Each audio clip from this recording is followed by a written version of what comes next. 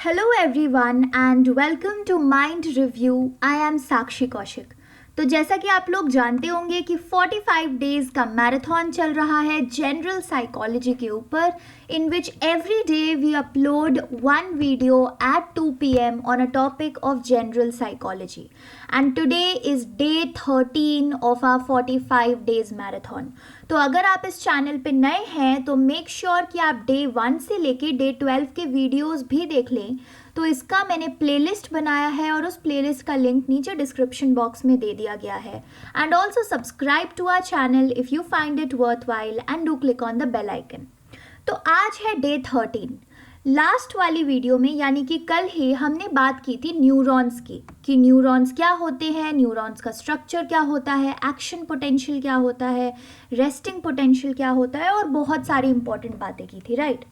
तो आज की वीडियो में हम बात करेंगे न्यूरोट्रांसमिशन एंड न्यूरोट्रांसमीटर्स की, कि ये न्यूरोट्रांसमिशन होता क्या है, न्यूरोट्रांसमीटर्स क्या होते हैं, इन सब के बारे में बात करेंगे। तो let us get started. I hope आपने अपना कॉपी और पेन रेडी रखा है नोट्स बनाने के लिए। सो या दो इम्पॉर्टेंट टर्म्स हैं जो आपको पता होनी चाहिए। नंबर 1 न्यूरोट्रांसमिशन और नंबर 2 न्यूरोट्रांसमीटर। तो न्यूरोट्रांसमिशन क्या होता है? It is a process via which the neurons use the neurotransmitters to communicate with each other and with the body. तो न्यूरोट्रांसमिशन बेसिकली देखो एक प्रोसेस होता है जिसके थ्रू, अब देखो हमने न्यूरॉन्स का स्ट्रक्चर पढ़ा था, राइट, कि ये सेल बॉडी है, डेंड्राइट्स होते हैं कुछ, फिर एक्सॉन होता है, फिर पीछे जाके एक्सॉन टर्मिनल्स होते हैं। आई नो ये बिल्कुल भी न्यूरॉन जैसा नहीं लग रहा है, बट जिन्होंने वो वीडियो देखी होगी उनको स्ट्रक्चर ज़रूर याद होगा, राइट। तो ये जो न्यूरॉन्स हैं इनको भी आपस में बात करनी होती है, right. They have to communicate with each other ताकि वो जो न्यूरल मैसेज कैरी कर रहे हैं वो इजीली कैरी कर सकें, right. And also they will have to communicate with the body as well. So neurotransmission is a process via which the neurons would use neurotransmitters to communicate with each other and with the body. ठीक है, तो ये हो गया neurotransmission. पर ये न्यूरोट्रांसमिटर्स क्या है जिनको न्यूरॉन्स यूज कर रहे हैं न्यूरोट्रांसमिशन के लिए? Let us also study about neurotransmitters. तो न्यूरोट्रांसमिटर बेसिकली एक केमिकल होता है, ठीक है, एक chemical that is found in the synaptic vessel when released has an effect on the next cell. तो अभी हम साइनेप्टिक वेसिकल्स की थोड़ी देर बाद ही बात करने वाले हैं कि साइनेप्टिक वेसिकल्स क्या होते हैं। तो बेसिकली न्यूरोट्रांसमीटर होते हैं केमिकल्स जो कि कहाँ प्रेजेंट होते हैं? साइनेप्टिक वेसिकल्स में। और जब ये केमिकल्स रिलीज होते हैं, यानी कि जब ये न्यूरोट्रांसमीटर्स साइनेप्टिक वेसिकल्स से रिलीज होते हैं तो इनका कुछ इफेक्ट होता है उनके अगले सेल पे। And this is how neurons would also communicate using the neurotransmitters और इस प्रोसेस को बोलते हैं न्यूरोट्रांसमिशन। तो आई होप आपको ये दोनों टर्म्स अब अच्छे से क्लियर हो गई होगी, right. Now let us move forward. बात कर लेते हैं कि ये साइनैप्स क्या होता है, ठीक है। साइनैप्स का मतलब क्या हुआ? Synapse is basically sending messages to other cells. तो जब एक न्यूरॉन, सपोजिंगली ये न्यूरॉन नंबर 1 है और ये न्यूरॉन नंबर 2 है, तो जब एक न्यूरॉन दूसरे न्यूरॉन को मैसेज भेजेगा तो उस प्रोसेस को कहते हैं हम synapse, sending messages to other cells, ठीक है। तो ये मैसेजेस सेंड करने का सिलसिला होता कैसे है? How does this happen, right? Let us know that as well. So the nerve impulse reaches the axon terminal. Nerve impulse या न्यूरल इम्पल्स या न्यूरल मैसेज एक ही बात होगी, ठीक है। तो जब ये हमारी नर्व इम्पल्स एक्सॉन टर्मिनल तक पहुंच जाती है, अब ये चीज़ आई होप आपको कल की वीडियो से याद होगी कि कैसे आया था। पहले डेंड्राइट वो न्यूरल मैसेज लेता है, फिर वो सेल बॉडी यानी कि सोमा के पास आता है, फिर वो एक्सॉन के थ्रू, इस इमेज को देखते रहो, फिर वो एक्सॉन के थ्रू जाता है एक लॉन्ग ट्यूब लाइक स्ट्रक्चर जिसे हम एक्सॉन बोलते हैं, और फाइनली फिर वो एक्सॉन टर्मिनल जिसे हम बोलते हैं यहाँ पर पहुँच जाता है। तो ऐसे वो मैसेज आता है, राइट। तो जो नर्व इम्पल्स है वो जब एक्सॉन टर्मिनल तक पहुँच जाती है तब वो ट्रिगर करती है release of neurotransmitter from the synaptic vessels. तो ये जो एंड है आपके एक्सॉन टर्मिनल का उस एंड पे प्रेजेंट होते हैं साइनेप्टिक वेसिकल्स, ठीक है, और इन साइनेप्टिक वेसिकल्स के अंदर होते हैं न्यूरोट्रांसमीटर्स, जिनकी हमने अभी थोड़ी देर पहले ही बात करी थी। तो जैसे ही ये नर्व इम्पल्स या न्यूरल मैसेज इस एक्सॉन टर्मिनल तक आ जाते हैं, तो ये नर्व इम्पल्स यानी कि न्यूरल मैसेज ही ट्रिगर करते हैं न्यूरोट्रांसमीटर के रिलीज को, ठीक है। फिर वो जो न्यूरोट्रांसमीटर है, जो मॉलिक्यूल्स, अब सेकंड वाले पॉइंट पे आ जाते हैं, जो मॉलिक्यूल्स है न्यूरोट्रांसमीटर के, वो रिलीज तो हो गए, ठीक है, इस एक्सॉन से वो न्यूरोट्रांसमीटर बाहर निकल गया। अब क्या होगा उस न्यूरोट्रांसमीटर का? Now this neurotransmitter will cross the synaptic gap to fit into the receptor site that fits the shape of the molecule, ठीक है।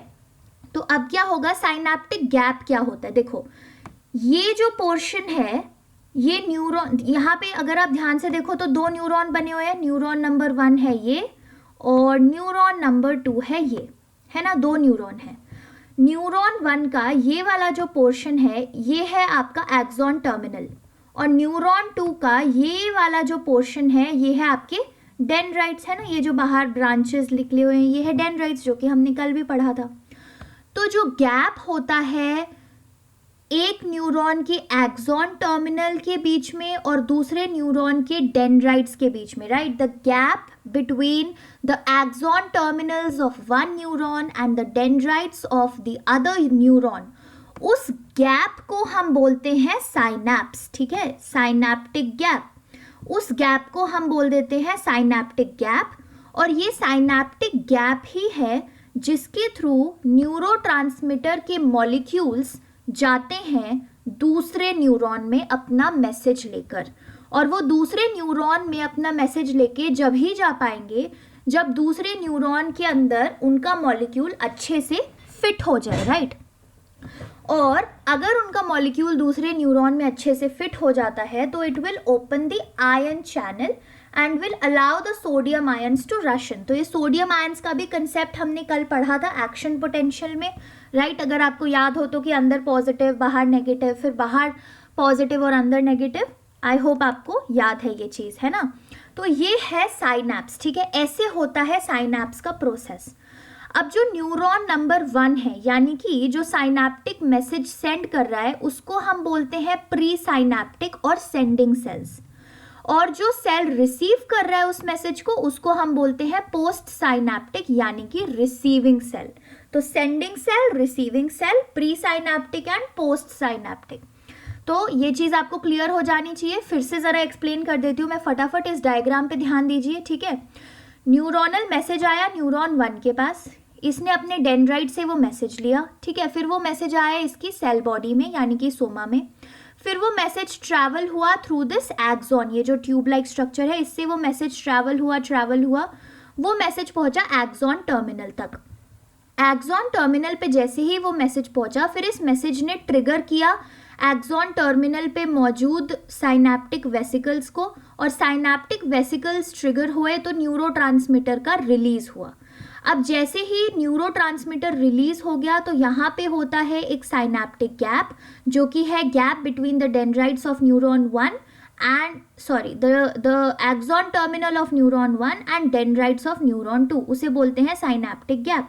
उस साइनेप्टिक गैप को क्रॉस करता है वो न्यूरोट्रांसमीटर, और दूसरे वाले न्यूरॉन के अंदर न्यूरोट्रांसमीटर का मॉलिक्यूल अगर फिट हो गया एग्जैक्टली अपनी शेप के हिसाब से, जैसे हम बोलते हैं रिसेप्टर साइट में अगर वो फिट हो गया, तो फिर आयन चैनल ओपन हो जाएगा, सोडियम आयंस इस न्यूरॉन के अंदर चले जाएंगे। फिर से वही प्रोसेस होगा कि इसके एक्सॉन के थ्रू जा रहे हैं, इसके एक्सॉन टर्मिनल पे पहुंचे, न्यूरोट्रांसमीटर का ट्रिगर हुआ, न्यूरोट्रांसमीटर रिलीज हुआ, फिर यहाँ पे थर्ड न्यूरॉन प्रेजेंट होगा, उनके बीच में वो साइनेप्टिक गैप होगा, न्यूरोट्रांसमीटर उसे क्रॉस करेगा, एंड ये सारा का सारा प्रोसेस ऐसे ही चलता रहेगा, एंड एक न्यूरॉन से दूसरे न्यूरॉन तक मैसेजेस जाते रहेंगे। So this is what we call as synapse. तो अब हमने ये दोनों चीजें भी कवर कर ही ली है वैसे तो। Synaptic gap, the microscopic fluid filled space between axon terminal of one cell and dendrites और soma of the next cell. तो वही है साइनेप्टिक गैप। यहाँ पे हमने जो बात की है, ठीक है, कि एक सेल के एक्सॉन टर्मिनल और दूसरे सेल के डेंड्राइट्स यानी कि या फिर सोमा, उसके बीच का जो फ्लूइड फिल्ड स्पेस है उसे हम बोलते हैं synaptic gap. The next thing is receptor sites. This is also something that we have covered. ठीक है, the 3D proteins on the surface of the dendrite or certain cells of the muscles and glands which are shaped to fit only certain neurotransmitters. तो इधर से जो neurotransmitter जा रहा है, अगर यहाँ पे प्रेजेंट दूसरे न्यूरॉन में प्रेजेंट रिसेप्टर साइट में वो न्यूरोट्रांसमीटर फिट हो जाएगा, उसकी शेप फिट हो जाएगी, तभी वो मैसेज इस न्यूरॉन में आएगा. ठीक है, अगर वो शेप फिट नहीं होएगी तो वो मैसेज इस न्यूरॉन में नहीं आ पाएगा. Now there are 2 types of synapses, right. अभी हमने बात की कि साइनेप्स का प्रोसेस क्या होता है और पूरा हमने डिटेल में डिस्कस किया. But there are 2 types of synapses. One is excitatory synapse and other is inhibitory synapse. Now from the name only you should understand something. Excitatory synapse मतलब कुछ तो एक्साइट करेगा वो. इनहिबिटरी साइनेप्स मतलब कोई चीज इनहिबिट करेगा. तो बात करते हैं पहले कि एक्साइटेटरी साइनेप्स क्या होता है, right. So excitatory synapse is the synapse at which a neurotransmitter causes the receiving cell to fire. तो एक्साइटेटरी साइनेप्स अगर फॉर्म होता है, यानी कि जो मैसेज ट्रांसफर हो रहा है एक न्यूरॉन से दूसरे न्यूरॉन में, वो एक्साइटेटरी साइनेप्स है. तो जो न्यूरॉन न्यूरोट्रांसमीटर रिसीव करेगा वो आगे भी मैसेज फायर करेगा, यानी कि वो मैसेज को आगे भी देगा. वहीं वो मैसेज रुक नहीं जाएगा, वो मैसेज आगे भी चलता जाएगा. So excitatory synapse is basically that synapse in which जो हमारा न्यूरोट्रांसमीटर है वो रिसीविंग सेल को फायर करा रहा है. और इनहिबिटरी साइनेप्स बिल्कुल इसका ऑपोजिट है. ठीक है, it is the synapse at which the neurotransmitter causes the receiving cell to stop firing. वो वहीं पे मैसेज को रोक देता है वो सेल, जैसे ही उसके पास वो न्यूरोट्रांसमीटर आता है, और वो फायरिंग करना जो अपने न्यूरल मैसेजेस का है उसे स्टॉप कर देता है, right. So this is what we mean by excitatory and inhibitory synapse. After that there are 2 very important terms, antagonist and agonist. ठीक है, इन दोनों टर्म्स को बड़े ध्यान से सुनिएगा और नोट भी कर लीजिएगा ये चीज़ें क्या होती है. Antagonists are chemical substances that block or reduce a cell's response to the action of other chemicals or neurotransmitters. ठीक है, तो एंटागोनिस्ट क्या चीज़ें होती हैं. एंटागोनिस्ट और एगोनिस्ट बेसिकली दोनों ही केमिकल सब्सटेंसेस होते हैं. बट एंटागोनिस्ट एक ऐसा केमिकल सब्सटेंस होता है जो एक सेल का रिस्पॉन्स टूवर्ड्स एनी न्यूरोट्रांसमीटर या फिर एक सेल का response towards any other chemical, वो उस सेल के रिस्पॉन्स को ब्लॉक कर देता है. यानी कि देखो, नॉर्मल सिचुएशंस में तो सेल के पास अगर कोई केमिकल सब्सटेंस या कोई न्यूरोट्रांसमीटर आएगा तो सेल कोई ना कोई रिस्पॉन्स ज़रूर देगा, राइट. लेकिन एंटागोनिस्ट ऐसे केमिकल सब्सटेंसेस होते हैं जो सेल के उस रिस्पॉन्स को या तो बहुत ही ज़्यादा रिड्यूस कर देते हैं या फिर टोटली ब्लॉक कर देते हैं. और एगोनिस्ट क्या होते हैं? These are again chemical substances that mimic or enhance the effects of a neurotransmitter on the receptor sites of the next cell, either increasing or decreasing the activity of that cell. तो antagonist तो cell के response को reduce या block कर रहे थे. Agonist क्या करते हैं, या तो वो जो न्यूरोट्रांसमीटर जाने वाला है दूसरे सेल के रिसेप्टर साइट में, उस न्यूरोट्रांसमीटर के इफेक्ट को बहुत ही ज़्यादा बढ़ा देते हैं. ठीक है, या फिर कभी कभी ऐसा भी होता है कि एगोनिस्ट जो है उस न्यूरोट्रांसमीटर को मिमिक करते हैं. मिमिक करना क्या होता है? उसकी एक्टिंग उतारना. दैट मीन्स वो जाते हैं एगोनिस्ट दूसरे सेल के पास ऐसा दिखाते हुए that we are neurotransmitters, but in actually they are not neurotransmitters, they are agonist. So they are pseudo neurotransmitters, यानी कि फॉल्स न्यूरोट्रांसमीटर्स.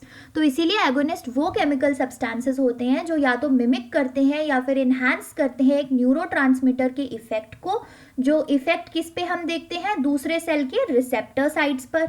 अब ये एगोनिस्ट दूसरे सेल की जो एक्टिविटी है, यानी कि न्यूरल मैसेज फायर करने की कैपेसिटी है, या तो वो उसे इंक्रीज कर सकते हैं या फिर वो डिक्रीज कर सकते हैं, राइट. तो this was about antagonist and agonist. अब बात कर लेते हैं न्यूरोट्रांसमीटर्स की. ठीक है, हमने ये चीज तो पहले ही पढ़ ली थी that what are neurotransmitters, right. They are chemical substances. Now we are going to talk about some neurotransmitters. The first neurotransmitter is acetylcholine. ठीक है, acetylcholine. सो इस न्यूरोट्रांसमीटर को बोलते हैं एसिटाइल कोलिन और इसका रिप्रेजेंटेशन होता है capital A capital C and small H ACH।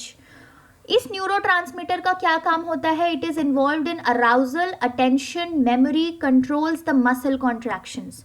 तो हमारी मेमोरी में हमारा जो अटेंशन है, अराउजल है, मसल के जो कॉन्ट्रैक्शंस हैं, उन सब में इन्वॉल्व होता है एसिटाइल कोलिन का neurotransmitter. The second neurotransmitter is norepinephrine, जिसे हम रिप्रेजेंट करते हैं एज NE।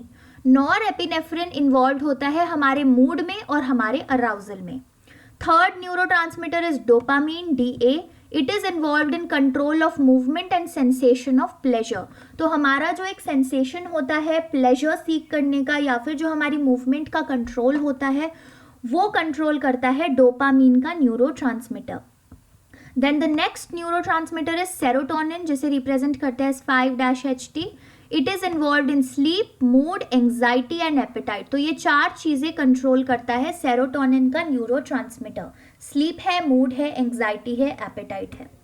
फिर आता है गामा एमिनोब्यूटेरिक एसिड, जिसको शॉर्ट में हम गाबा भी बोलते हैं, राइट।